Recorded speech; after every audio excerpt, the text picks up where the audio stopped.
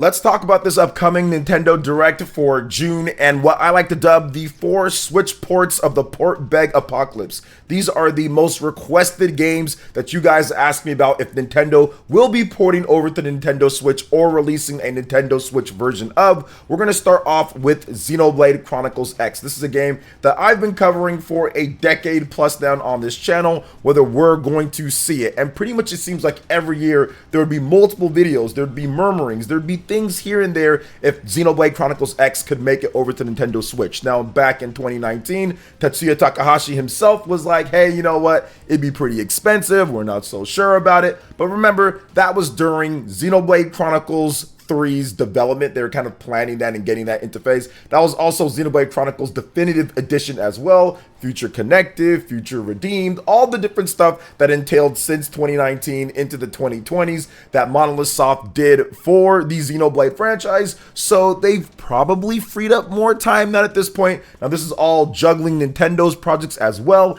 in addition to their own new games that they should be bringing out on the Nintendo Switch 2. So now, multiple years later, how likely is it that Xenoblade Chronicles X has been worked on and there's a port? Well, I would say with each passing year, it's less and less likely. Now, it could still happen at this Nintendo Direct. Nintendo has already fired off many of their strongest franchises and games for the Switch. So obviously with this upcoming June Direct, the expectations here that it's going to be more ports, remasters, maybe a big game or two. And we're going to get into some of those other games as well in this video, but I do think that that is more likely, especially from what we've seen from Nintendo in the last couple Directs and showcases. Been a lot of ports, been a lot of remasters, been a lot of not necessarily the biggest games out there. Heck, even this year alone, how many of them have we seen? Now we have seen new games like Endless Ocean and Princess Peach Showtime, but for the most part, it's been a pretty calm year when it comes to the biggest games and more accelerated year when it comes to remasters, remakes. Even over the last number of months, Super Mario RPG, Mario vs. Donkey Kong.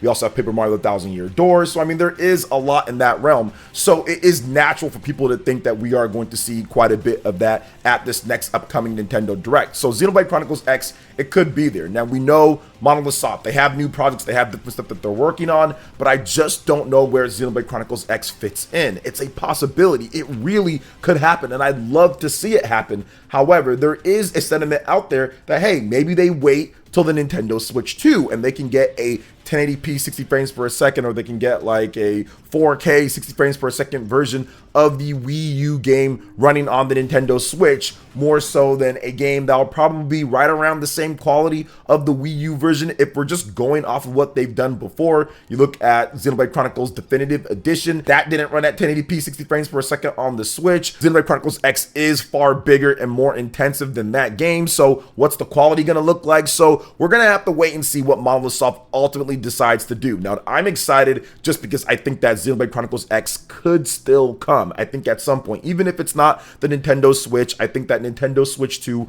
eventually they're going to want to bring that game over. It's really one of the very few last big Wii U games in terms of original titles that's on there to bring over that people actually want. Original titles, not remasters or anything, or not ports or anything else, but just original games built for that system. Most of those have already came over to the Nintendo Switch, or people really don't care about too much, like Mario Tennis Ultra Smash. I know some people want Star Fox Zero, but I mean, most people don't care. They want a new Star Fox game. So I do think that Xenoblade Chronicles X could be that really last ditch big original Wii U game that finally comes over to the Nintendo Switch at this Direct. But once again, with every single passing year, I think that my thoughts on that has went down and down, and it's more like, maybe they wait till Nintendo Switch 2, maybe there's some type of collection with all the different Xenoblades, a big bundle or something like that. But once again, we're gonna have to wait and see. But I do think that this might be the last chance for many of these games, especially for Xenoblade Chronicles X, when it comes to a Nintendo Switch version of the Wii U game. So we'll see what happens there. Now, next up, this necessarily isn't a port when it comes down to it, but it's a remake of a game that came out quite some time ago that people absolutely love, but it was never officially localized, and that is Fire Emblem 4, the remake, or Genealogy of the Holy War. Now, there's a bit more information when it comes to sources that this could come over to the Nintendo Switch than Xenoblade Chronicles X. Now, for example, Nate the Hate who has been accurate on many different things when it comes to Nintendo, he has stated multiple times that there still is a Fire Emblem 4 remake. This is, once again, a game that many people would love to see brought over. And why is that? Well, it does introduce so many of the elements that we know and love, like let's say in Fire Emblem Awakening and in modern Fire Emblem games. This game did it back then. It's also got one of the most gruesome and I would say controversial stories ever in a Fire Emblem game. Very mature storyline, very packed full of content, especially for a Super Nintendo game back in the day. It was insane to see what they did. So having that be remade and brought to the Nintendo Switch, that would be awesome. But the one thing that I would say with this, which is very interesting, is that what art style is it going to use? Are they going to reuse what they did with Fire Emblem Three Houses? Are they going to use what they did with Fire Emblem Engage? Because one of them was on the Dynasty Warriors engine with Three Houses, and Fire Emblem Engage is on the Unity engine that has a more colorful, poppy, bright, vibrant type of look. And if you've played Fire Emblem 4 or if you know about it, it's not a colorful, bright, poppy type of game, right? It's more of a grim, I would say dark tone type of title. Despite the game, it has some nice colors and everything, but the story is just absolutely brutal at times. There's been nothing in the history of Fire Emblem, the stuff that happens in this game, it's just not anything else like it in the series history. So I think more of a Samurai Warriors type of look with the pencil drawn. I think that might be the style that they go for this game, a little bit more of a darker tone, but we'll see what they do. We have to ultimately see what they do if it actually ends up happening. I would love it to happen because this game is awesome. It's one of the best Fire Emblem games ever made. Some people feel that it is the best Fire Emblem game ever, and I think that fans would really gravitate towards this one, especially if they're able to nail all of this stuff in the game, the tone, the direction, all of that. But it would be a big game. This would not be a small undertaking. That is a massive Super Nintendo game with multiple parts to it and a lot of things that happen. So I think it'd be incredibly interesting to see exactly what this game is about. Now, what we do know is that it's not necessarily, if it's coming back, it's not going to be like a straight up just version of the game like they did with the Shadow Dragon on the Nintendo Switch. So it's not going to be like the sprites, the Super Nintendo look. It's supposedly a remake based off of all the sources here. Now, I've also heard as well that this thing is real from an independent source. So I do feel that Nintendo will finally reveal this thing in the June Nintendo Direct, because if they don't reveal it here, then there's not really any other time that it's going to come, or it's going to be a Switch 2 game, and I still think that it's going to be a Switch 1 game and revealed for a summer, fall / release of 2024. Now, before we get to the next thing, please make sure you hit that like button, subscribe if you're someone new, and click that notification bell to get my videos first. Now, let's move on to the next thing here, and this is something that people port beg for literally every single day since 2017, since the Nintendo Switch was revealed, and that is The Legend of Zelda Twilight Princess HD. And don't worry, we'll talk about the other one that we know that you guys are going to be asking about in the comment section. So let's start with Twilight Princess HD. This was a late 2016 or mid 2016 release on the Nintendo Wii U that heavily used the Wii U gamepad. It was actually really cool what they did, being able to have all your inventory and maps on there. It made item inventory management so much better. So if you're bringing that over to the Nintendo Switch, that is obviously going to be a change, which is okay. The original game from the GameCube and the Wii didn't have those features that the Wii U has. It's very unique to that system, but I still think that the game can come over and will come over because it's essentially just printing money at this point. Now, how far do they go? I think that is the more interesting question with this game. How far do they go with The Legend of Zelda Twilight Princess HD? It's 1080p, 30 frames per second, pretty much runs at that on the Wii U. Do they take that and try to double it to 60 frames per second? Is it more of just a straight up port? Do they try to do a bit more of a remaster like we saw with The Legend of Zelda Skyward Sword HD, where they doubled the frame rate from 30 to 60, where they improved the textures, where they added a bunch of quality of life features and different things to the title to sweeten the deal? I think that's a possibility as well, and maybe that's the reason why it's taken a bit longer, or simply Nintendo doesn't want a game the magnitude of Twilight Princess to interfere with some of their other releases or other Zelda games that they've already put out, like The Legend of Zelda Link's Awakening, like The Legend of Zelda Skyward Sword HD, Legend of Zelda Breath of the Wild, Legend of Zelda Tears of the Kingdom. They already have a number of them, plus all the virtual console or NSO type of games that you can talk about as well. So I do think that there is some of that at play here. But I do think as a late release, late in the life, it would mimic what we saw with The Legend of Zelda Twilight Princess. Princess, which that game was spaced out when the other Zelda game launched, which we will talk about in just a bit. So I do think that it's possible that they do kind of remaster it a bit more. Maybe they double the frame rate, maybe they keep that locked there, maybe they just still have it the way that it is and just basically port it over, adapt the inventory management and all that back to how it was before, and essentially just say, hey, here's a awesome Zelda game for you guys to play for the millionth time.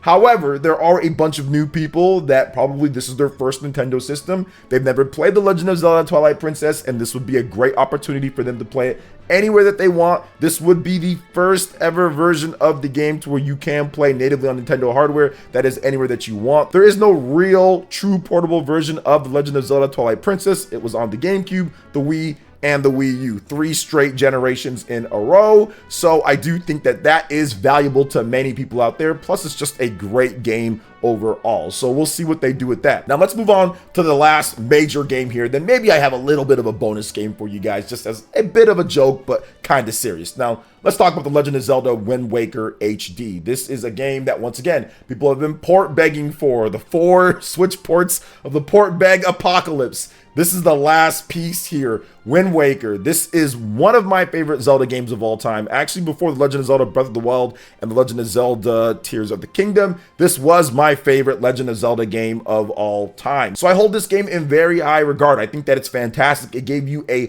quasi or semi open world type of experience, swashbuckling. You're out there on the high seas, you're blasting up different pirate places, you're going into different submarines, you're doing all sorts of cool stuff that you didn't really do in other Legend of Zelda games. It had a real Pirates of the Caribbean Zelda style adventure to it. I had a really cool art style with the cell shading. I think that it had a fantastic story. Gameplay was very fun. The sound effects and the hit attacks, I remember when I first played it back in 2003, I was blown away by how the music kind of went like whenever you got those hits in, and it was a really exhilarating experience and felt good to play. And I think that's some of the innovations for the Zelda series in here. So for example, being able to take other enemies' weapons and use it against them, that stuff is really good. So I loved what they did there. Some of the stealth stuff in there as well was nice and has been used in other future Zelda titles. So I do think that Legend of Zelda Wind Waker HD does have inherent value for people to be able to play. Now, out of all the Nintendo Wii U games, I feel that the Legend of Zelda Wind Waker HD by far had one of the best, if not the best, usage of the Wii U gamepad. Very similar to Twilight Princess with Wind Waker HD, you had the whole Wii U gamepad in order to manage your inventory, go through items, all that stuff. There was some Miiverse integration as well, but the one thing that I feel that makes this one better than Twilight Princess is just because how much you have to use navigation sailing on the high seas. It's very different structurally from what we saw with The Legend of Zelda Twilight Princess, because you have to shift your different winds and because you're going to these different islands and constantly on that navigation going around. I think that the Wii U gamepad was so invaluable to this experience. It was so good, even though I already beat the game multiple times on the GameCube and played it without a Wii U second screen experience. I tried to play it on the Nintendo Wii U after I had beat it once and I went through again on Hero Mode. I tried to play it without the Wii U gamepad and just playing it on a single screen, and I got tired of playing it the original way that it was intended to be played and had to bring back the Wii U gamepad in order to play it. So it is a vital part, in my opinion, of the Wind Waker HD on the Wii U, and that would be gone on the Nintendo Switch. But just like Twilight Princess, obviously you can get past it. People played it originally on the GameCube without it. People played it backwards compatible on the Wii without it. So I do think even without it, it's still a great game, but with it, it's a bit better. So I'm going to be interested to see if they do bring this over, exactly what they do with that, just like Twilight Princess. Now this game, 1080p, 30 frames per second, but with dips all over the place, especially out in the sea when you're fighting certain monsters. So once again, just like Skyward Sword, will they take this and remaster it more, put it in 60 frames per second? Will they keep it at 30 and lock it down? we're just gonna have to wait and see on that. Now, there is some rising suspicion that Nintendo could also do a double pack for this, so Twilight Princess HD and The Legend of Zelda Wind Waker HD, and put them both on one cartridge for 60 bucks, but I just don't think Nintendo would do that. But if they did, they would obviously just be quicker ports of the game, $30 each essentially, right? Put them both on one cartridge and send it out there. Now, that would be hype. That would be awesome. That would be so good if they did something like that. But if they decided to go a little bit further and do it for 60, but there's also a nice remaster to the game where there's actual effort, 60 frames and all that, I think either option would be fine depending on what consumer you are. Some people obviously won't be too keen on paying 60 bucks for old games like this, but if there is a decent amount of effort considering how good the games are, I think some people will be okay with it. But most people would be fine if they simply just did Twilight Princess, Wind Waker in one bundle for 60 bucks. I think people would be completely fine with that, and they feel that was fair. So maybe that's the best option, but you know, Nintendo, we have no idea. And usually when it comes to Zelda, they charge full price for Zelda stuff. Link's Awakening Remake, Skyward Sword HD, we look at that game, that was 60 bucks as well. So I'm guessing it's going to continue here, but we just don't know at this point, considering how long it's taken despite this game being rumored for so long. And I said that I had one more bonus game to talk about here, and I'm gonna say it, Mother 3. Finally, Mother 3 gets ported over officially, translated and ported over officially to the Nintendo Switch for anyone to download that has the GBA online with NSO. So I think that that is a very big possibility. Now, my ultimate reveal would be for Reggie one last time to come out. Come on, Reggie, give us Mother 3! How about this instead? And be a part of this and say, you know what? I finally gave you Mother 3. Now, that will never happen. Reggie does not work for Nintendo anymore. He is done. Obviously, that would be something that they couldn't do, essentially just because Reggie does not work for the company anymore in that type of capacity. But man, would it be really cool if that was a thing? That's why I said it's a little bit more of a joke thing when it comes to this game, because probably Nintendo won't do anything. But there's been so many rumors over the years. I think Nintendo's probably considered it multiple times, and you never know. Maybe Doug Bowser and maybe Nintendo finally decided, hey, look, for the fans out there, the last big Nintendo Switch Direct, we're going to give you guys what you've always wanted, which is an official release of Mother 3 on official Nintendo hardware. So we'll see what happens there. So what do you guys think about all of this here with the 4 Switch ports of the port beg apocalypse? The last chance here for many of these games, at least the last chance that people will think for many of these games to finally get Nintendo Switch ports or versions. Let me know in the comment section below. All right, guys, that wraps it up for this video here. Thank you so much for watching. I do appreciate it. Please make sure you hit that like button, subscribe if you're someone new, click that notification bell, and check out my other Nintendo Switch and RPG videos right here on screen. Thanks for watching, and we'll catch you guys for the next one. Peace.